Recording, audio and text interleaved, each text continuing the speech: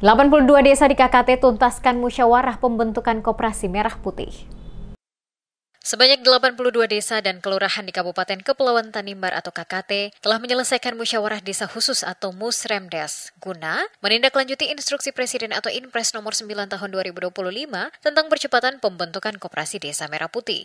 Kepala Dinas Koperasi UKM dan Transmigrasi KKT Uta Kabalmai menyatakan bahwa seluruh desa dan kelurahan telah melakukan Musremdes hingga batas akhir 31 Mei 2025.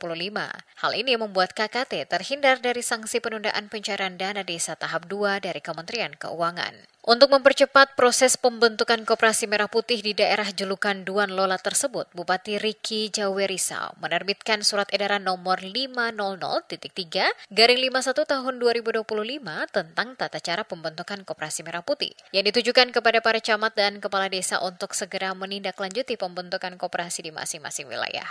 Yang menambahkan antusiasme masyarakat dalam menyambut pembentukan koperasi ini sangat tinggi, sehingga sampai dengan akhir Mei 2025 telah terdaftar sebanyak 219 koperasi. Salah satu tujuan dari program ini adalah untuk memperkuat ekonomi lokal serta memberdayakan masyarakat desa. Dan oleh karena itu Ketum bersyukur per 31 Mei, Ketum tidak akan kena penalti dari Menteri Keuangan, karena sudah ada ketegasan bahwa per 31 Mei 2025, bagi desa-desa yang belum melakukan musyawarah desa khusus terkait dengan pembentukan koperasi desa merah putihnya, maka dana desa tahap kedua itu tidak dapat dicairkan. Dan Ketum bersyukur penalti tidak ada di Kabupaten Kepulauan Tanimbar, karena per 31 Mei kemarin Ketum sudah selesaikan musyawarah di 80 desa dan 2 kelurahan. Nah, terkait dengan pembentukan koperasi desa merah putih ini, sepanjang kami turun mendampingi desa-desa untuk melakukan pembentukan koperasi desa merah putih ini, euforia masyarakat di desa itu sangat-sangat tinggi, sangat-sangat antusias. Mengapa? Karena kita lihat sendiri bahwa tujuan pembentukan koperasi desa merah putih ini salah satunya adalah memberdayakan masyarakat desa dan memperkuat ekonomi lokal.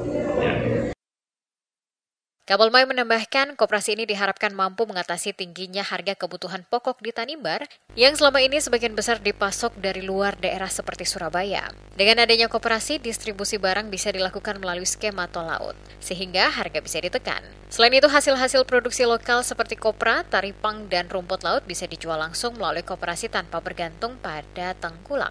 Diakui, kehadiran koperasi akan memberi posisi tawar bagi petani dan nelayan. Mereka tidak lagi bergantung pada tengkulak karena koperasi bisa menjadi pasar sekaligus penjamin distribusi. Kabalmai menambahkan, koperasi merah putih diperkirakan menyerap 30 hingga 50 tenaga kerja lokal. Dengan demikian, kehadirannya sangat strategis karena selain memajukan perekonomian daerah setempat, tetapi lebih dari itu menurunkan angka pengangguran di desa.